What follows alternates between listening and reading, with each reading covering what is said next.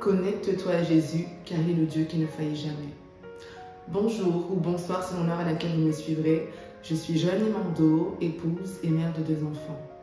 J'ai vraiment à cœur de dire à une femme, ne place pas ta confiance en l'homme, mais place ta confiance en l'Éternel. Les hommes peuvent se tromper, les hommes peuvent même t'induire en erreur. C'est le cas aussi des spécialistes.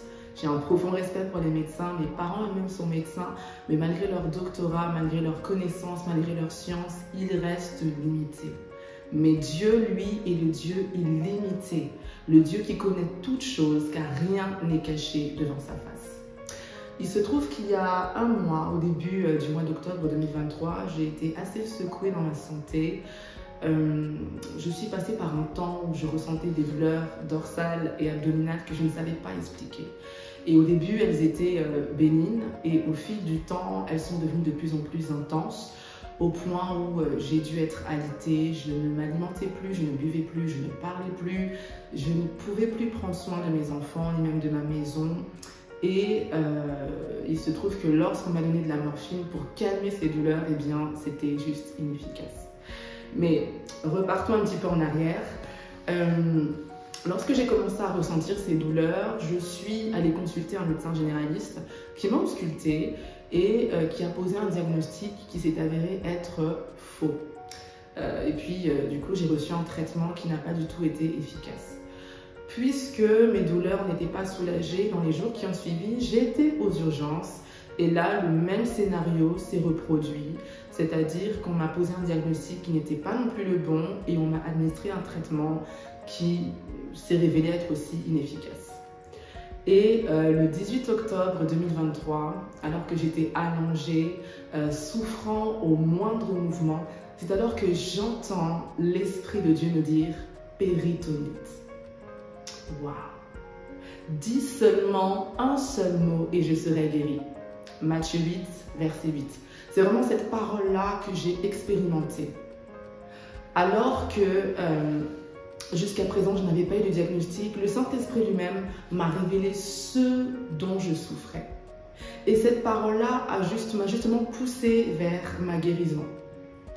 Il se trouve que la péritonite, je connaissais ce que c'était parce qu'il y a 13 ans, j'ai une grande sœur qui est décédée des suites d'une péritonite.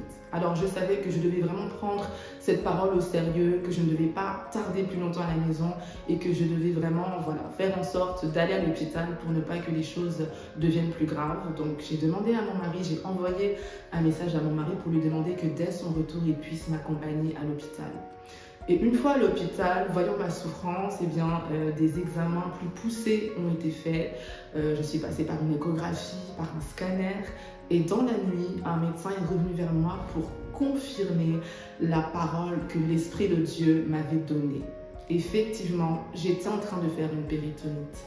Et en fait, mon appendice présentait plusieurs abcès et était en train était perforé. Et donc, il y avait des liquides qui étaient en train de se répandre à l'extérieur de mon appendice dans mon ventre.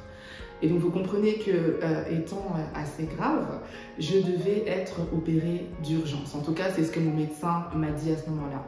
Et il a dû se passer 30 minutes entre l'annonce de mon opération et le moment où je suis effectivement entrée dans le bloc opératoire. 30 minutes durant lesquelles j'ai appelé mon mari pour l'informer de la situation, durant lesquelles j'ai remis mes effets personnels au personnel hospitalier, mais durant lesquelles je suis également rentrée en moi-même. C'est vrai que c'était une nouvelle choquante, une annonce choquante à laquelle je n'étais pas préparée psychologiquement. Je n'avais jamais été hospitalisée de ma vie. Mais à ce moment-là, je bénis le Seigneur parce qu'il m'a donné une paix incomparable. Il m'a aussi donné cette parole. Je me couche et je m'endors. Je me réveille car l'Éternel est mon soutien. Waouh, quel réconfort. J'ai vraiment serré cette parole dans mon cœur et je l'ai répétée à plusieurs reprises dans ma pensée. Jusqu'au moment où on plaçait un masque sur moi afin que je puisse m'endormir et où on m'injectait un produit pour l'anesthésie générale.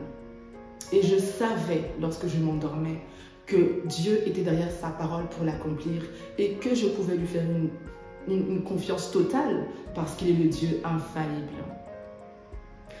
Et effectivement, l'opération s'est bien passée. Lorsque je me suis réveillée en salle de réveil, il y avait 2 infirmières de bloc qui étaient à côté de moi, qui étaient en train de parler entre elles. Et l'une d'elles demandait, mais pourquoi est-ce que je n'étais pas en réanimation? Et l'autre lui a répondu que normalement, j'aurais dû aller en réanimation, mais qu'étrangement, mes constantes étaient suffisamment bonnes pour que je n'y aille pas. Waouh! Et après avoir dit cela, cette infirmière s'est approchée de moi et elle m'a répété à au moins 4 ou 5 reprises, « Madame, vous êtes une femme dure. » Par dure, elle voulait entendre que j'étais une femme forte. Et bien qu'à ce moment-là, je me sentais si faible, j'essayais de sortir de mon anesthésie, mais au fond de moi, je pouvais bénir le Seigneur parce que je savais que j'étais tout sauf forte par moi-même, que c'était vraiment par l'Esprit du Seigneur que j'étais forte, parce que je puis tout par celui qui me fortifie. Les hommes ont eu beau tâtonner, les hommes ont eu beau donner des diagnostics qui étaient erronés, mon Rédempteur s'est levé de dernier. C'est celui qui m'a permis d'aller à l'hôpital me disant ce dont quoi je souffrais et qui a permis que je puisse être opérée à temps et qui a permis que mon opération se passe bien sans complications. Waouh! Il est vraiment le Dieu infaillible. Alors, j'aimerais te dire, ô femme, connecte-toi à Jésus afin d'expérimenter à ton tour le Dieu infaillible.